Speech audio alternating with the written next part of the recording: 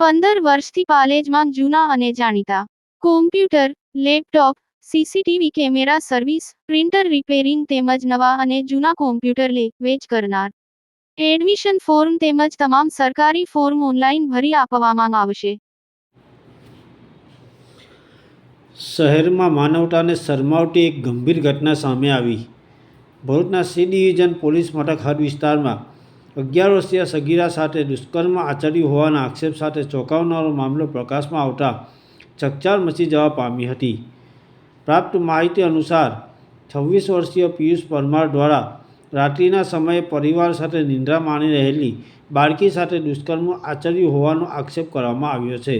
બનાવ અંગે પરિવારજનો દ્વારા સી ડિવિઝન પોલીસ મથકમાં ફરિયાદ નોંધાવવામાં આવતા પોલીસે તાત્કાલિક કાર્યવાહી હાથ ધરી હતી. પોલીસે પિયુષ પરમાર વિરુદ્ધ પોક્સો એક્ટ તેમજ સંબંધિત કલમો હેઠળ ગુનો નોંધી તેની ધરપકડ કરવામાં આવી હતી.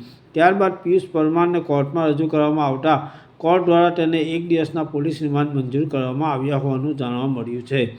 પોલીસ દ્વારા સમગ્ર મામલે વધુ તપાસ હાથ ધરવામાં આવી છે અને આ ઘટનાને લઈને આ વિસ્તારમાં ભારે રોષની લાગણી જોવા મળી રહી છે. પાલેજ ટાઈમ્સ, ભરૂચ.